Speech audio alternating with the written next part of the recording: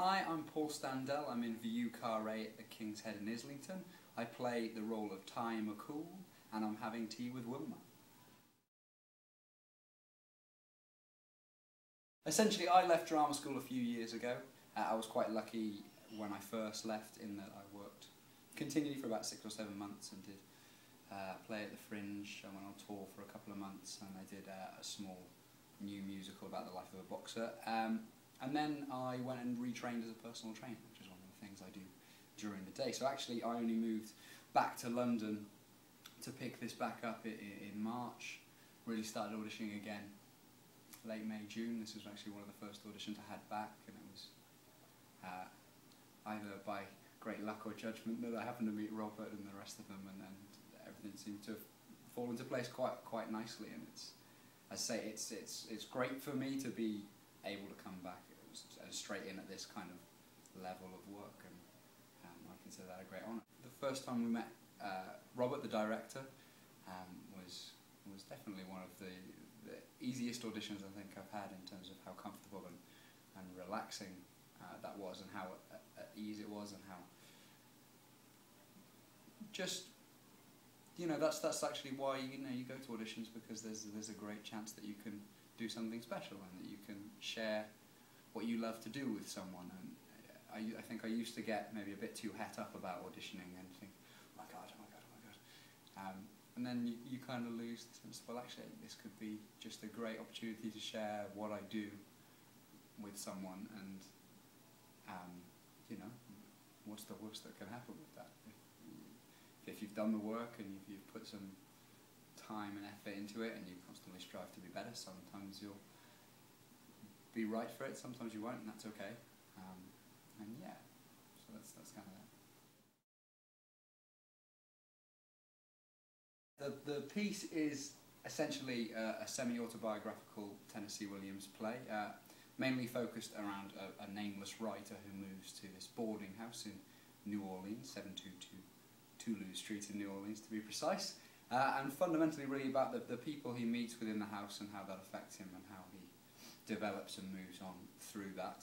This decrepit old kind of boarding house that everyone kind of gets sucked into, and it becomes very much this drain on the writer, and it's about his kind of escape from it and growth as a human being through that.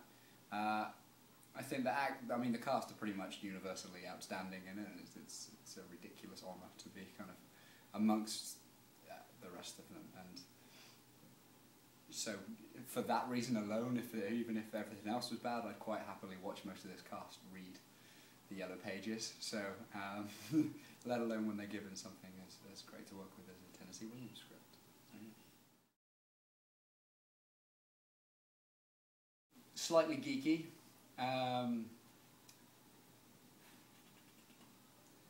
Motivated, ambitious, honest.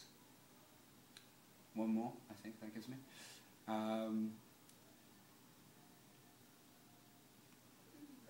Open, I think, is important to me.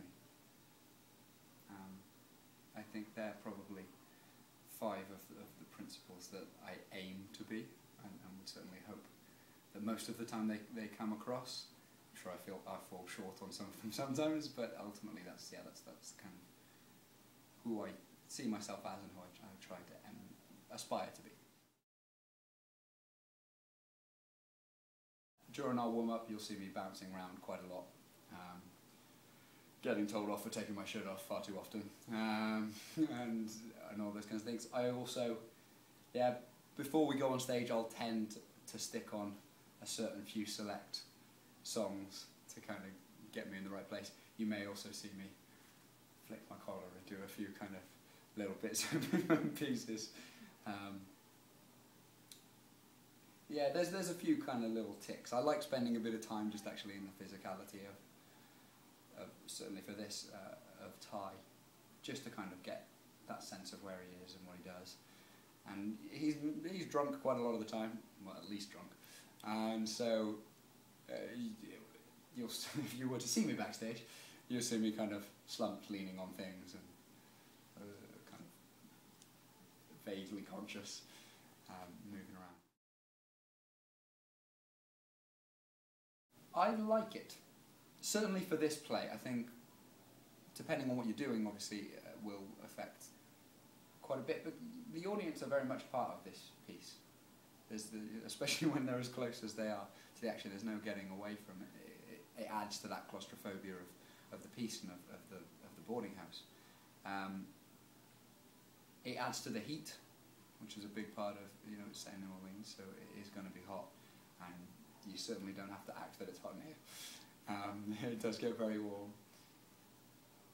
But it's, I think one of the great pieces, or probably the best word I can use to describe a lot of this piece, is very visceral. And I think being that close to the audience really adds to that visceral feeling.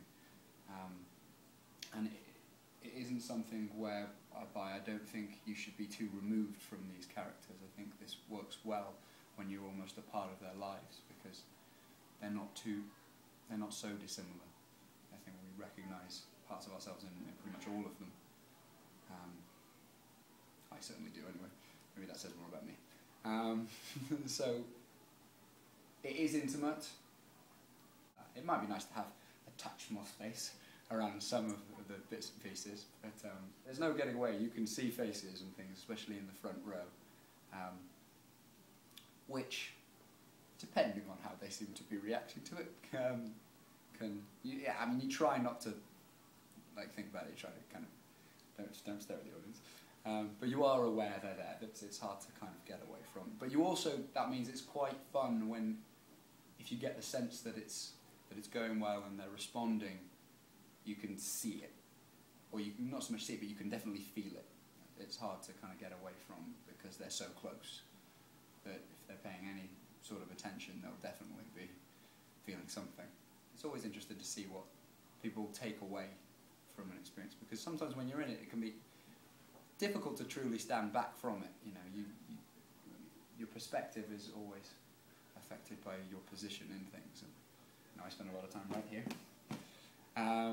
And so it's always interesting to me to see what people pick up on and what they take away from it,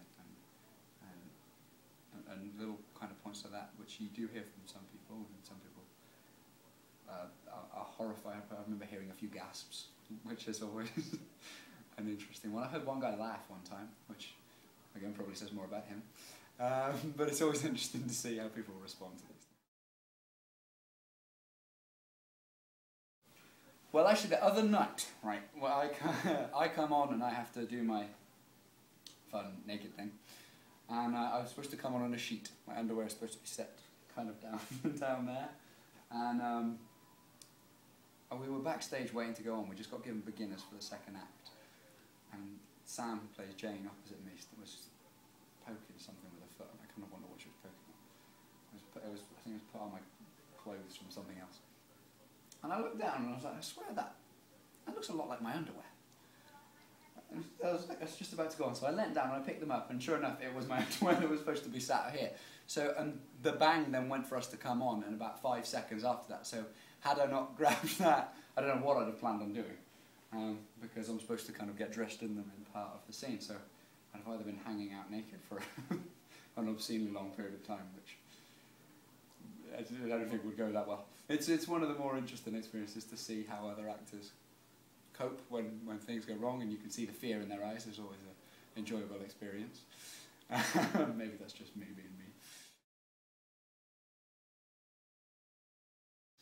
The last show I saw, God, it's been a couple of months now, which is not good. The last show I saw was a friend of mine doing a piece called Dry Rot, which she's a good friend of mine and is on tour. I think they've just finished in Richmond now, which was kind of a farce,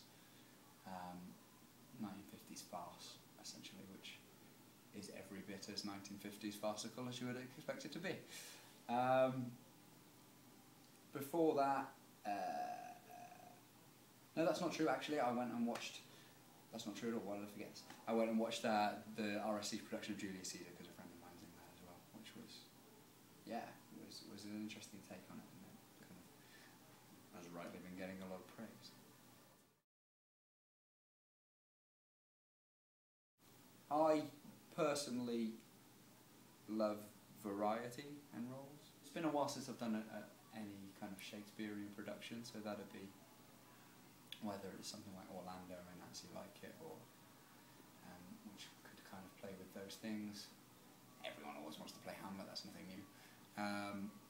Or, you know, Brutus in Julius Caesar is always quite an interesting one, and is maybe something that people wouldn't necessarily kind of associate me with, but something that I believe I could do quite well.